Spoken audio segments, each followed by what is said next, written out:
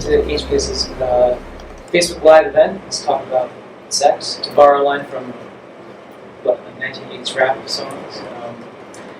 So I'm Jay Dewey, the Director of Public Relations and Resource Enhancement here at HVCS, and I'm with the team from our Education and Prevention Department. So Naomi Kavakin-Buckenberg. I am the Senior Program Supervisor for the Education Department. Andy Reid, STI. How you doing? I'm Giovanni Mejia, Inform Specialist. All right. So for those of you who may not know much about HVCS, it's Hudson Valley Community Services, and we provide access to health and wellness programs for people who are on low income and living with or at risk for chronic illnesses. We started out as an HIV/AIDS service organization, so we're still doing a lot of those types of programs and things, and so that's where education prevention comes in. Doing work with people who are at risk for HIV, STIs, or sexually transmitted infections. A lot of people know them as STDs, but we call them STIs, and we can say STDs if we want to. Hepatitis C, and also people who are using drugs to do like harm reduction programs. But today we're talking all about safer sex, trying to answer some common questions that come in to our programs. So I know you guys hear these questions all the time, but we thought we'd put them out there live and record them, and then share with people who might. The world. The world, yes. The world. All right, so are you guys ready? Sure, shoot. It feels a little bit like a game show. Anyway, I know, I'm kind of excited to see if there it will gets be a stumped. buzzer, yeah. Do we answer with a question? No, it's not Jeopardy, no. So we had a question. Our first question was from someone named Greg. Where can I get tested by you guys? Okay, so it looks like it's coming to me as a default answer. We have offices in 7 counties, so what I always tell people is if you're in the Mid-Hudson region or Lower Hudson region, reach out to us and we'll kind of guide you to the closest place to you. Typically, we test in our offices, but sometimes we have community partners that can also lend us space, so there might be a community partner that's closer to you. Our offices are our northern offices are in Poughkeepsie, Kingston, I'm trying to go across, Newburgh, Monticello? thank you, Pleasant Valley, no, Spring Valley. Spring Valley. Like, that's not Pleasant. Hawthorne. Hawthorne, Mount Vernon. Mount Vernon. Now I got totally thrown. It's all right. Just Google Hudson Valley Community Services and give us a call, and we will get basically you'll get somebody on the phone and they'll help you. Yeah. And You mentioned some of those community partners, so like the Hudson Valley LGBTQ Center in Kingston, Yeah, the the Loft, Loft in White Plains, just places that we'll go. Yeah. I don't know if it's one of these questions in here, but will you test someone like at their home or their office or any safe place like that? It depends on where it is. So if they're a client of ours and they have a case manager with us, we can go to their home and test them there with their case manager for sure. If it's in their office, it depends on where their office is, depends on where their place of business is, we might be able to do it. So the answer is always, again, going back to reach out, let us know, and we'll try to work something out. And like with a lot of our programs, it's very customized. So you work with the person. Absolutely. Sometimes we can go on a weekend, sometimes we can do after hours, sometimes we can do before hours. So it really we try to do our best to meet the client where they're at in terms of what their availability is. Yeah. Excellent. Love it. All right, question number 2. How is the testing done? This is a question from Gen V. How is it done? How is the test? We use tests that the test takes 20 minutes, and it's a rapid test.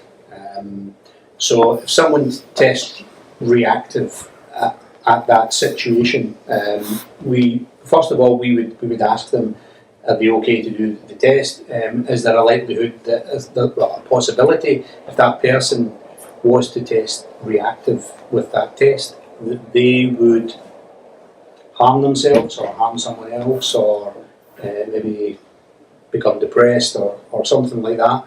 And once we have ascertained that that won't happen, or the person seems that they would be okay, then we would do the test.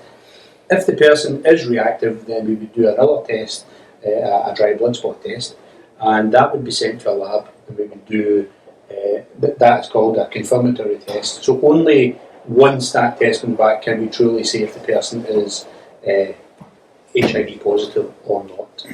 So that's just for the HIV test. So that's done with a finger stick. But we also do hepatitis C testing, which is also a finger stick. So just we stick your finger, we take one little drop of blood for the hepatitis C. Gonorrhea and chlamydia testing we also do. That's a urine test, so we have you pee in a cup. And syphilis testing, we do venipuncture. Don't worry, we've been trained. We're not just hoping. You're trained phlebotomists. We're trained phlebotomists. We're not just going to throw a dart at you and hope for the best. So they'll do venipuncture for that as well. If somebody comes back hepatitis C positive on our hepatitis C reactive on our rapid test, we'll also do we have an HCV patient navigator who can do confirmatory testing for the HCV as well. So we do a lot of different tests in a lot of different ways. Yeah. So the other thing is I always tell people is if you're not comfortable with venipuncture, well, just opt out of that one. It's like a menu. You can pick whatever you want. Oh, okay. And it's not just testing. At clinical we do testing. We also counsel people. We listen to people. It takes it takes a bit of time. So usually it takes about an hour for a client to come in and get these services, talk to us, and as Naomi was saying, we do all these tests. If someone needs to have further services, then we can then link them to other people within the organisation or out with the organisation, whatever they need. Mm-hmm. And all of our testing is free, so cost is never an issue. Oh yeah, that's a big point too. Yeah. And confidential. Absolutely confidential. Right. Excellent. All right, next question. I think we might have covered this, but how fast do you get the results? Question from James. How fast? So, like we've discussed already, so the HIV and the hepatitis C results, so those are rapid tests, and you get those results in 20 minutes. But for the STD tests, I would say 3 to 4 business days is a pretty good range in terms of getting your results back. And we always reach out with these results, whether they're negative or positive. We always reach out to a client. If they're negative, we're able to tell you over the phone that they're negative, or text message or email, whatever is most convenient for you. If they are positive, then we arrange a follow-up appointment to come in and speak with you, counsel you through the process if this is your first positive diagnosis. And then if it is, we help you regardless and get you into treatment at a cost that is appropriate for you. Yeah, maybe send the person to a local Department of Health or something in order to get, like treatment for chlamydia, gonorrhea, or syphilis, or something like that. You also covered this question. How much does testing cost? It's free. It's free. But Jillian asks, what if I don't have insurance and I want to get tested? So I've gotten this question before. Sometimes people think that you still need to use your insurance, and then we just waive the copay. That's not the case. We actually are totally free. So we don't take any insurance information. Why is that important? Because sometimes if you're on an insurance plan with somebody else that you may not want to know that you're getting tested, be it your parents or a spouse or whoever, it won't show up on any kind of insurance summary at the end of the month or at the end of the billing cycle. Everything is just free. We don't take any insurance information at all. Excellent point. I hadn't thought of that. Dave P. asks, are there any needles involved in testing? So I think we said the only needle is really if we do syphilis testing or we do confirmatory testing for hepatitis C, we do venipuncture. It's that size. He's a liar. He's a liar. Kidding. We actually, everybody but him uses butterfly needles. So he's the only person who uses street needles in our whole team. But we use butterfly needles, so they're small. We are kind of used to coaching people through it. So a lot of people are nervous about needles, but if it's somebody who's like HCV positive and we want to make sure that we get the confirmatory sample, we talk you through it. It's not just like, okay, come here, it's not like we don't care. So the finger stick is a lancet. It's not really a needle, but it is a lancet, so it will poke your finger, will make you bleed. But we again try to do it in the nicest way possible. The one thing we do is we ask somebody if they, if they've ever fainted or felt faint when they're getting blood drawn, and if that's the case, then if we don't have a bed where we're doing tests, then we're less likely to do a test, because the last thing we want is that person to be injured if they faint and fall from the chair that they're in. So, But we do have smelling salts just in case. Do you really? We really, I swear to God. Wow. Yeah. Did not know that. Everybody has smelling salts. And we also have to abide by all the universal precautions Oh, yeah. and cleanliness standards and Oh, yeah. sterilized equipment and all that stuff. The rules that we go by are, the rules that I go by, just because I'm a supervisor, so when I go into a lab, if it doesn't look like someplace I would let somebody put a needle in my arm, then I'm not letting anyone get tested in there, and we make sure everything is kind of put back the way it should be. Got it. Excellent. All right. Rachel asked, if I'm in a steady relationship, should I still get tested? yeah, why not? I think it's always good to be tested. If some people do come in and be tested for a range of reasons, and if including people who are in relationships who may feel that the person that they're with may not be feeling like that they're in a stable relationship. So it's important that that person comes in and has a chat, and if they feel that they need to be tested, that they are tested. Okay. Do you want to Yes. So I think it's also important, apart from the testing that you receive, it's also the counseling that is provided. You learn a lot about identifying specific risks that you may be engaged in that you're not aware of. I think it's also important that when you come in to get tested, that you receive a bit of education on your sexual health and how to better protect yourself in the future, and to better understand what works for you, what can work for you, and just understand what your options are. And I think that's so important when it comes to sexual health. Absolutely. Well put. Arnold wants to know what happens if I do test positive. Will you help me with the next steps? Well, Arnold, test positive for what? No. The answer is regardless of what you test positive for, we absolutely help with the next steps. If somebody should test positive for gonorrhea, chlamydia, syphilis, those are all curable, so it's really easy. We just get them to a provider, get them treated, follow up afterwards, and make sure that they've cleared the infection, and move on. If somebody tests positive for hepatitis C or HIV, there's a lot more care that goes into that treatment process, but we do follow the client through not just confirmatory testing. Like Andy had mentioned, we do confirmatory testing for HIV, and I had mentioned that we do confirmatory testing for hepatitis C. Then what do you do with that? So we will link you with a provider. We will escort you to the provider if you want us to. We will, the HCV patient navigator will actually follow the client through their entire course of treatment until they're cured. And this way they're never going to an appointment alone if they don't want to. If they ever have a question about anything, if they need transportation to get to their appointments, anything like that, they'll help them with that. If somebody's HIV positive, then we refer them in-house to our care management team, and they'll be provided those same services through our care management team. So again, at no point, when someone's diagnosed with anything, it can be really scary.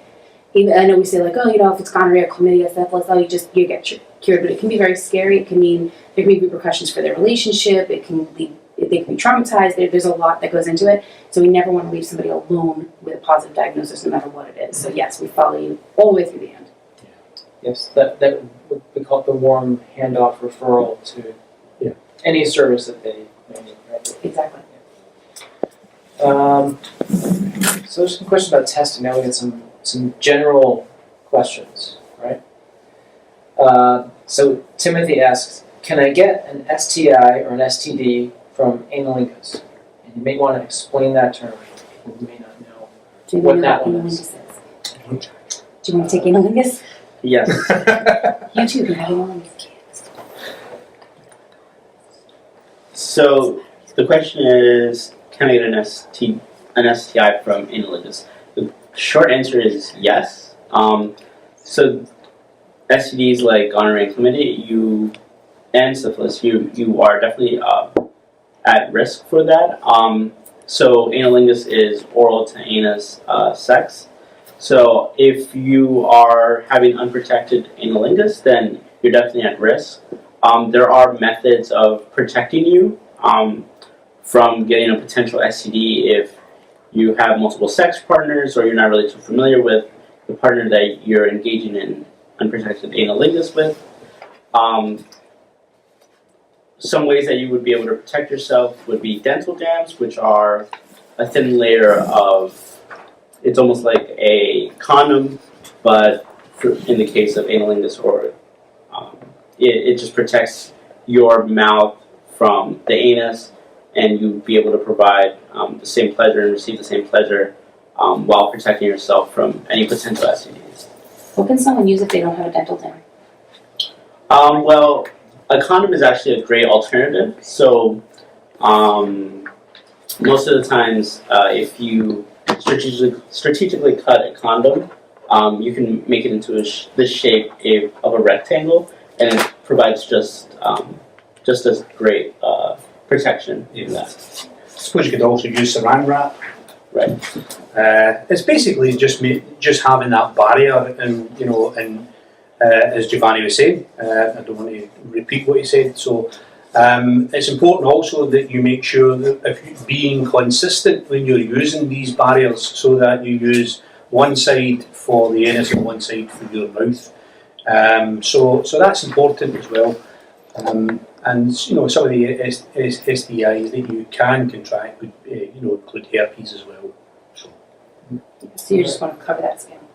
There's a question from Joey D, who asks, is there anything I can take after I had unprotected sex? After. How about that? Yes. PEP, post-exposure prophylaxis.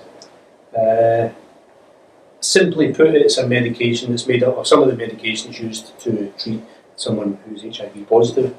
And the medication is, if taken, has to be taken within a window, a short window period of up to 72 hours.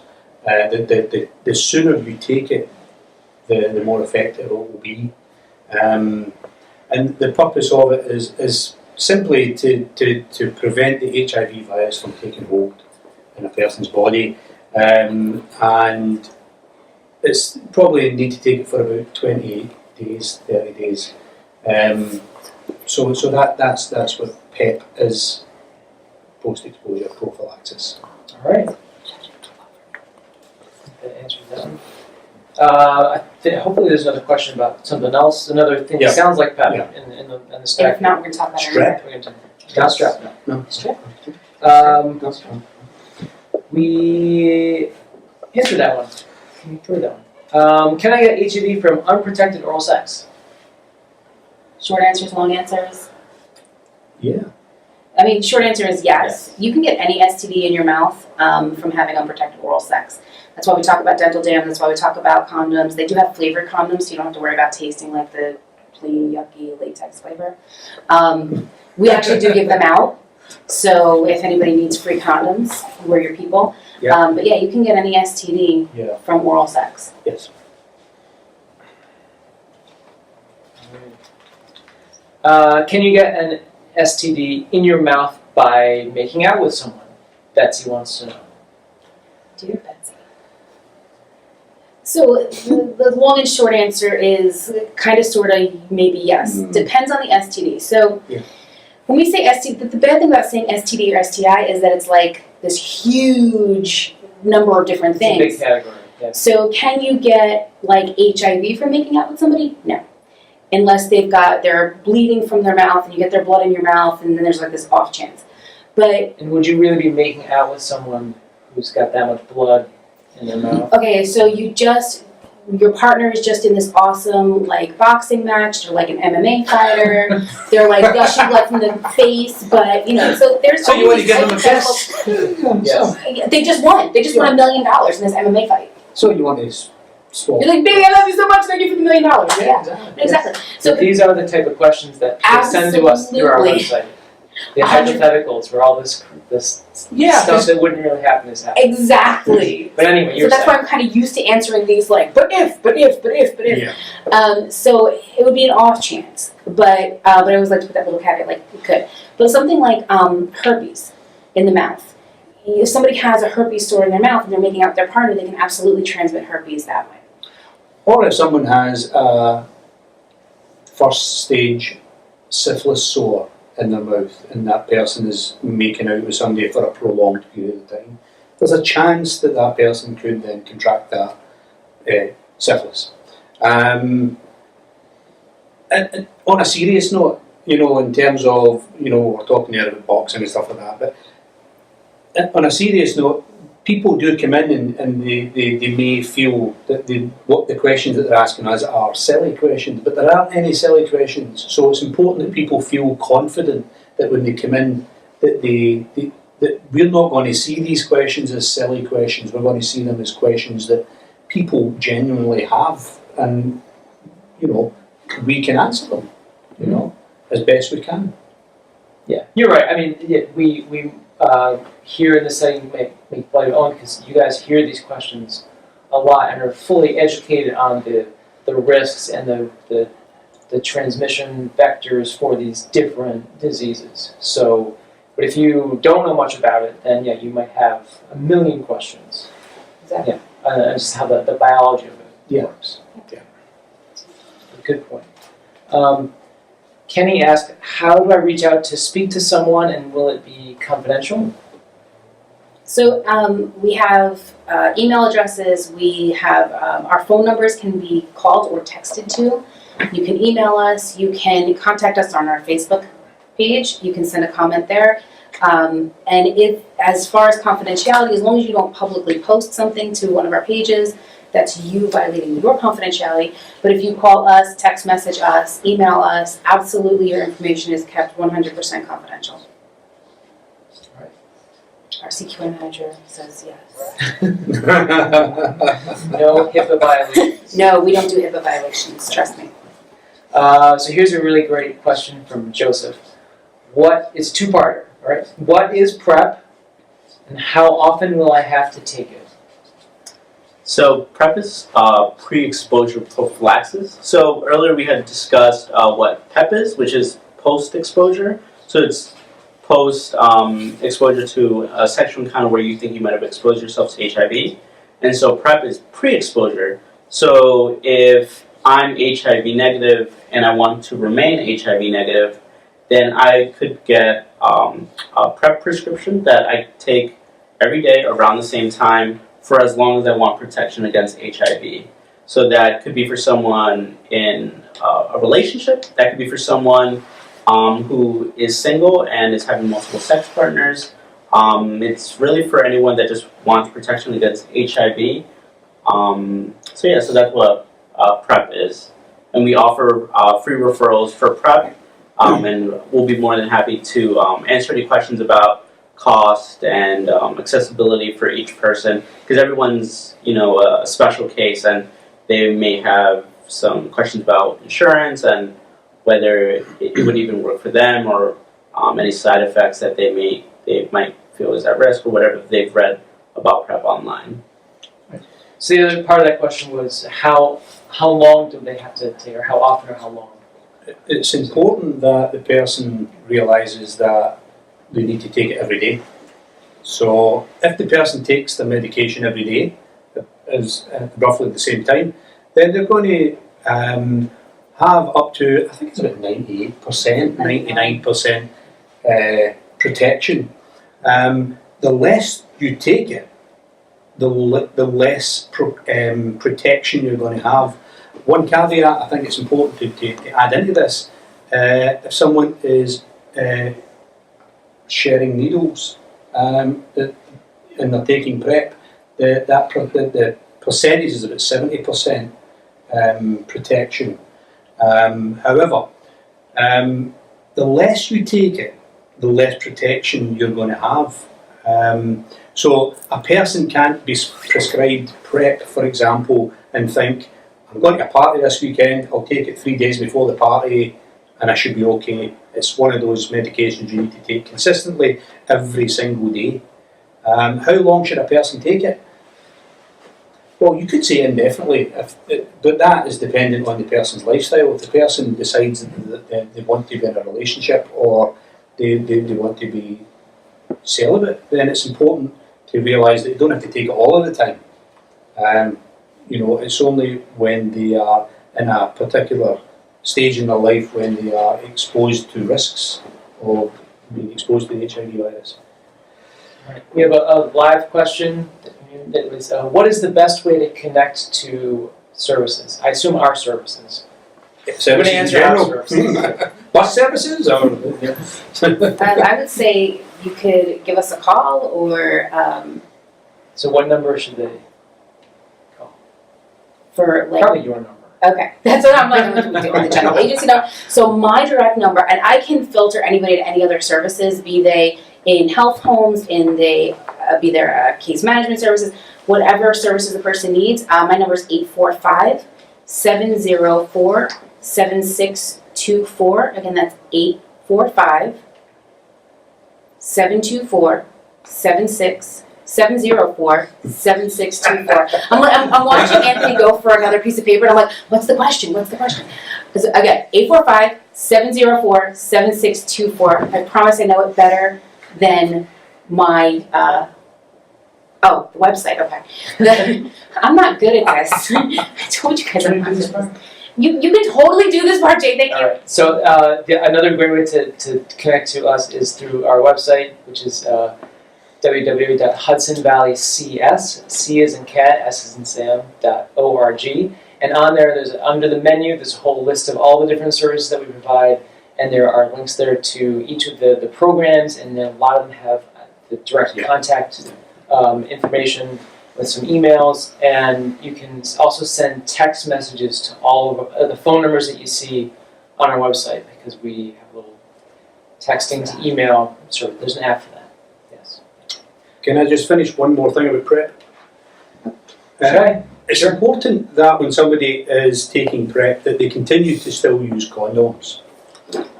It's important that some people think that, okay, I'm protected from the HIV virus, I don't need to wear condoms. That's not the case. It's important to always protect yourself against a wide range of STIs. So it's important to also, whilst taking PrEP, wear condoms. What are some common side effects of PrEP? So some of our clients, what they've reported back, I don't know if you want to speak to this a little bit? Yeah, it tends to be nausea is what I hear back from clients that get on PrEP, but it usually dissipates after a few weeks to months. I think at the beginning stages, some people might feel a little bit woolly in the head. Yeah. Also, a person will need to be checked in order to their kidney and or their liver function to make sure that they are healthy enough to be actually taking PrEP. Person also needs to be checked to see if they're HIV positive or negative before they actually can take PrEP. But Giovanni's right, nausea is one of the things. But I think at the beginning stages, once the medications, the person starts taking medication for a couple of weeks, there could be some head woolliness, but that dissipates. That's what I've heard is nausea and headache. Gotcha. Here's an important question. How much does PrEP cost?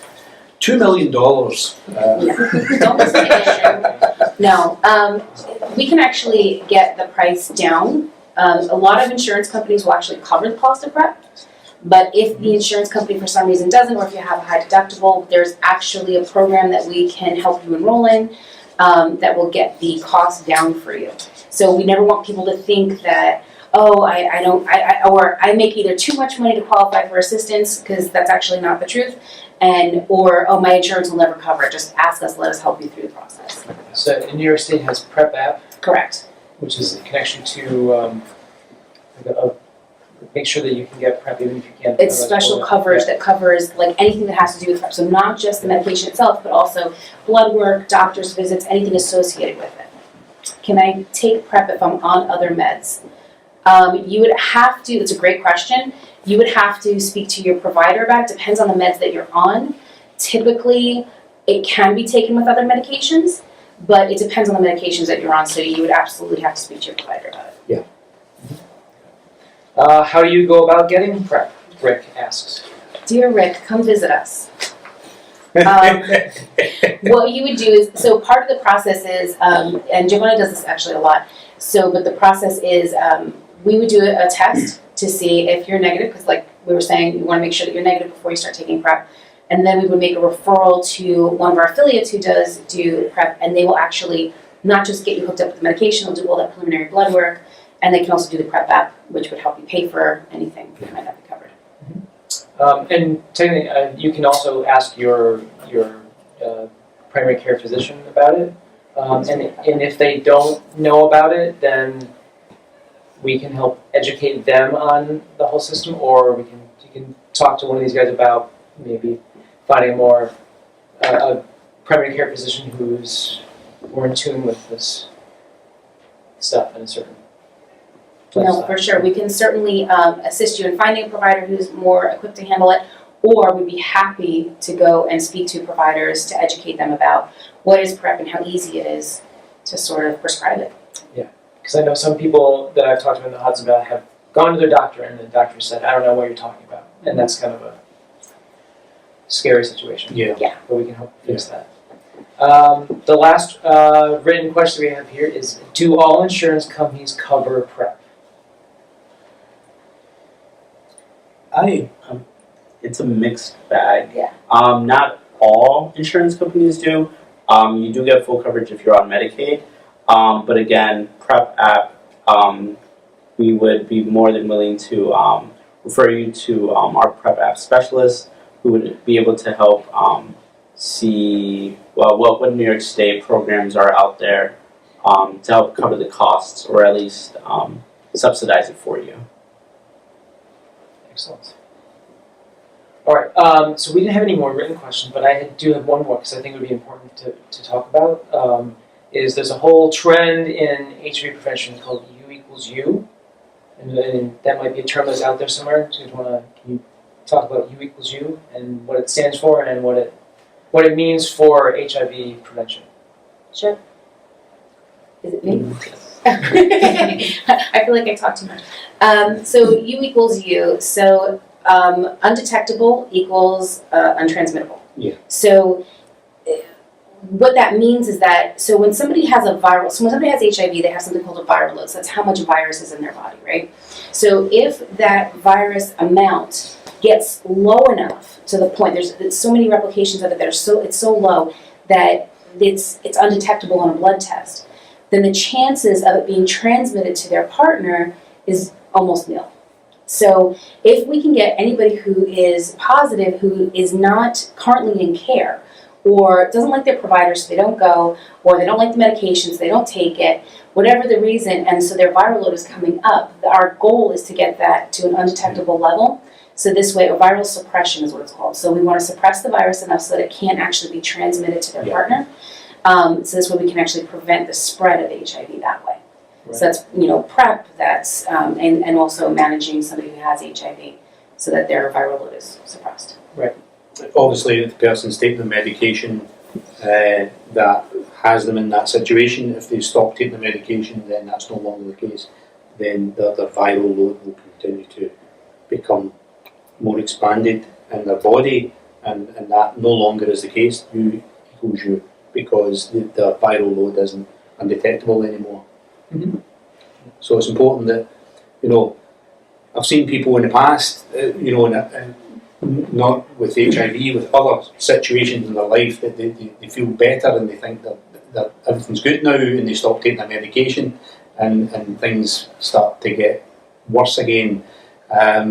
It's important that if somebody is undetectable, that they continue taking the medication, because that's what's led to the undetectable stage that they're at. Mm-hmm. So if we could get more people who are at risk for HIV on PrEP, Mhm. and everyone who is HIV positive to have an undetectable viral load, then those would be two great strides in getting us closer to that goal that New York State has of And to be able having to. no new HIV infections. And that's exactly it. It's called the end the epidemic. So because we can actually, if we eliminate the ability to transmit from somebody who's positive, and we eliminate the ability for HIV to infect a new person, then we've eliminated HIV transmission, period. Right. And then we're all out of jobs, which would be okay. I'm okay with that. That's kind of what we want. Yeah. We would all like to be out of it. I'd love to be unemployed. On a serious note though, you know, with regards to, as I was mentioning, PrEP, there is one downside is in that there are some STIs that are on the increase. Yes. So it's important to be aware that, you know, even though, and I'll stress this again, if you are taking PrEP, you still need to use protection, i.e. condoms. And it's not even just some STDs, it's like all of them. Yeah. STDs in general are on the rise. There was a point where we never saw a syphilis case. And you could go years as a provider, never see a syphilis case. And now Dutchess County had its first case of congenital syphilis. And we were like, wait, what? This doesn't happen anymore. How is that even a thing?